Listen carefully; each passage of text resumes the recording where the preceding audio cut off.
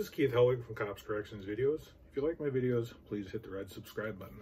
I'd like to talk today about something which affects all of us, whether we're a uniformed patrol officer, whether a uniformed correctional officer, probation officer, parole officer, or any of the other many facets of law enforcement, and that is professionalism. In today's world, it's hard for a uniformed officer to remain professional in a great many circumstances. We've all seen the videos of officers who may be on a simple traffic stop and a Karen decides to intervene, and she obviously has her criminal justice degree from Facebook University because she knows everything those police officers are doing wrong. She does not hesitate to tell them what they're doing wrong, and she does her utmost to interject herself into this situation. Most of the videos I've seen, the officers have acted in a very professional manner. They've treated the person with respect. Although they were firm in their job, they were fair in what they were doing. That's what we need to do when we're working as a police officer on the street. When you're working on the street as a police officer, you have to assume that everything you're doing is being recorded. Everybody has a cell phone today, and everybody has the capability to record what you're doing. You need to remember that when you're dealing with members of the public. Now, I'm not saying that that should change your behavior. Your behavior should be professional, whether you're on camera or off camera, whether you're being recorded or not. You need to maintain a professional persona when you're at work. Now, nobody likes anybody getting in their face and calling them all kinds of obscene names, threatening their family, threatening them. But sometimes, unfortunately, it's part of the job. Now, I don't always agree with the way certain governmental entities are handling the situations, allowing people to riot, loot, and rob pretty much with abandon without taking any action against them. You know, we had a recent incident in Kenosha, Wisconsin. There was an officer, and I'm not going to name him, I know his name, but this officer has shot and killed 3 black men in the line of duty. I'm sorry, 2 black men and 1 Hispanic male in the line of duty. All within the past 5 years. His latest shooting involved a 17-year-old youth who was in a local mall, had a Glock with an extended 33-round magazine, and turned to fire at the officer. The officer did shoot and kill this young man. Every one of these officers' shootings has been justified.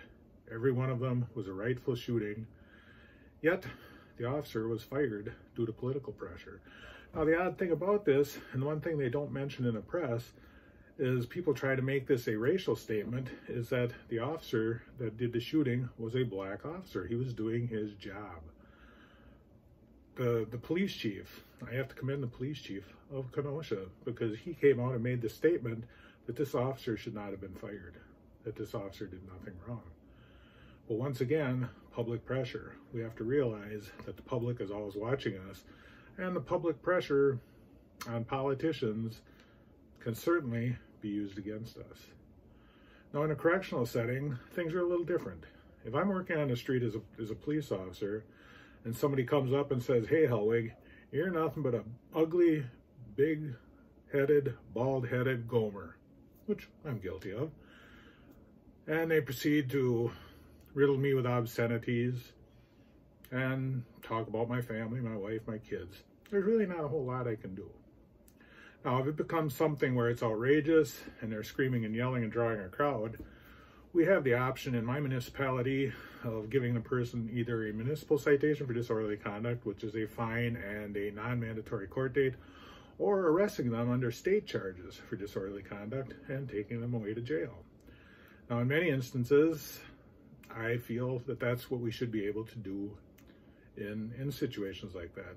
Going back to Kenosha, once their mayor decided to get off the political bandwagon and do what's right, he allowed the police to start arresting people. Well, after 3 or 4 nights of disturbances, things quieted down, because all of a sudden people knew, hey, these guys are serious. They're not going to let me get away with everything.